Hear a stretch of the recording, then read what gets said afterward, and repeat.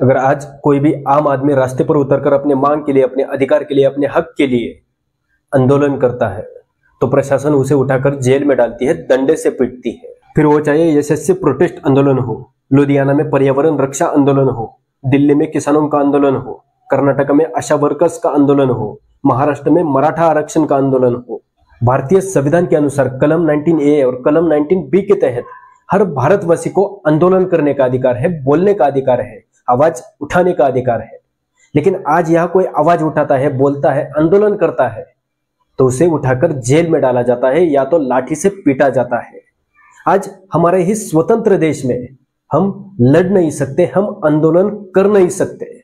और शर्म की बात तो यह है कि आज स्वतंत्र देश में हमें हर हक के लिए, हर मांग के लिए सरकार से आंदोलन करना पड़ता है, सरकार से लड़ना पड़ता है। आप अगर सच दिखाओगे, सच बोलोगे तो मारे जाओगे।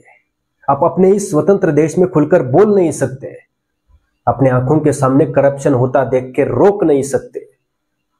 हमें हर हक के लिए, हर मांग के लिए अगर आंदोलन करना पड़े और आंदोलन करके लाठियां खानी पड़े तो फिर अंग्रेज क्या बुरे थे। इलेक्शन के टाइम जब नेताओं को वोट चाहिए तो पोलिंग बूथ आपके घर के पास आ जाते हैं। आप बूढ़े हो, आप बुजुर्ग हो, आप अपंग हो, कोई बात नहीं, हम आपके घर के पास आ जाएंगे या तो घर आ जाएंगे, हमें वोट दो। लेकिन जब बात युवाओं की शिक्षा की आती है, एसएससी एग्जाम की आती है, तो बच्चों के सेंटर 800 900 किलोमीटर दूर तक जाते हैं। जाना है तो जाओ, पहुंचना है तो पहुंचो, पढ़ना है तो पढ़ो। 24 जुलाई 2025 को एसएससी एग्जाम कंडक्ट की गई एडुकेटिक करियर टेक्नोलॉजी कंपनी द्वारा। और जब एग्जाम हुई तो बहुत सारे स्टूडेंट की नेगेटिव कमेंट आई। कुछ स्टूडेंट का एग्जाम सेंटर 800 किलोमीटर दूर, किसी का 900 किलोमीटर दूर, और फिर भी ऐसा तैसा करके इतना सफर तय करके जब स्टूडेंट एग्जाम सेंटर पर पहुंचे तब पता चला कि एग्जाम में कैंसिल।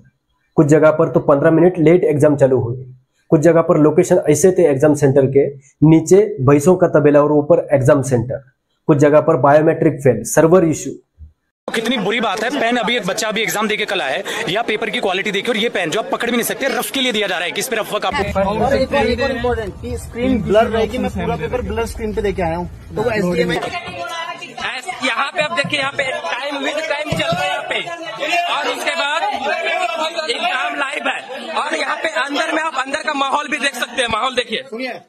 एक स्टूडेंट एक साल खर्च करता है स्टडी करने में, एग्जाम क्रैक करने में, और जब एग्जाम के टाइम स्टूडेंट को ऐसे हालातों से गुजरना पड़े तो फिर वो क्या आशा रखेगा अपने फ्यूचर से। और ये पहली बार नहीं, इससे पहले 5 मई 2024 को नीट एग्जाम के पेपर लीक हुए थे। 20 जुलाई 2025 को ओटीईटी के पेपर लीक हुए थे। असम में 11 हुए थे। चंडीगढ़ में 10 से 18 लाख रुपए लेकर नवोदय विद्यालय समिति के पेपर लीक हुए थे। मतलब अब ये पेपर लीक हो जाना हमारे देश में एक आम बात बन चुकी है। जहां देश चलाने के लिए नेताओं के वोट भी चीट से लिए जाते हैं, वहां स्टूडेंट के एग्जाम डिसिप्लिन से हो, ये हम क्या उम्मीद रखेंगे। एक सीधी सी बात है, भारतीय संविधान के कलम 48A के अनुसार आप जंगल में कोई भी पेड़ काट नहीं सकते। अगर काटोगे तो आपको सजा होगी। लेकिन वही पेड़ अगर प्रशासन काटता है और आप उनको रोकते हो तो फिर भी आपको ही सजा होगी। मतलब संविधान के अनुसार आपको अधिकार तो है, लेकिन वो सिर्फ नाम का। आपको आवाज उठाने का, आपको बोलने का अधिकार तो है, लेकिन आप आवाज उठा नहीं सकते, आप बोल नहीं सकते। जिस देश के गृह मंत्री अंग्रेजी बोलने वालों को शर्म लाएंगे, उस देश में एक स्टूडेंट एग्जाम को लेके, एजुकेशन को लेके इस देश से, इस प्रशासन से क्या उम्मीद रखेगा, क्या आशा करेगा। एक स्टूडेंट लाखों रुपए खर्च करता है एजुकेशन पर, लेकिन उसको भविष्य में ना एक जॉब की गारंटी, ना कोई पेपर लीक न होने की गारंटी। आज एक मिडिल क्लास स्टूडेंट करे तो क्या करे। Engineering, diploma, BHMS, MBA, MSc, इन सब की फीस उनके पसीना आता है। एक ही जरिया है जहां पढ़ने के लिए पैसा नहीं लगता, वो है सरकारी नौकरी। और वहां सरकार ने सब अडानी और अंबानी को बेचकर प्राइवेट कर दिया, गवर्नमेंट जॉब ही खत्म कर दिए। एक मिडिल क्लास स्टूडेंट करे तो क्या करे। और आज देश में जो चल रहा है, रोज नए नए मुद्दे सामने आ रहे हैं, ये सब लोगों को गुमराह करने का तरीका है, ताकि लोग इन मुद्दों में उलझे रहे तो कोई बेरोजगारी पर आवाज ना उठाए, कोई महंगाई पर सवाल ना खड़ा कर दे। पुलवामा में जो अटैक हुआ, बदले में हमने पाकिस्तान पर अटैक किया, लेकिन 300 किलो का आरडीएक्स कहां से आया ये आज तक हमें समझने नहीं दिया। पहलगाम में अटैक हुआ, बदले में हमें पाकिस्तान पर अटैक किया, लेकिन पहलगाम पर अतिरेकी कहां से आए ये आज तक हमें समझने नहीं दिया। गवर्नमेंट अगर चाहे तो वो 300 किलो आरडीएक्स वाली गाड़ी को भी ट्रैक कर सकते हैं और पहलगाम के टेररिस्ट को भी पकड़ सकते हैं, लेकिन प्रॉब्लम को सॉल्व नहीं करना है। फिर मुद्दा ही नहीं रहेगा। अगर मुद्दा ही नहीं रहेगा तो फिर लोग बेरोजगारी और महंगाई पर बोलेंगे।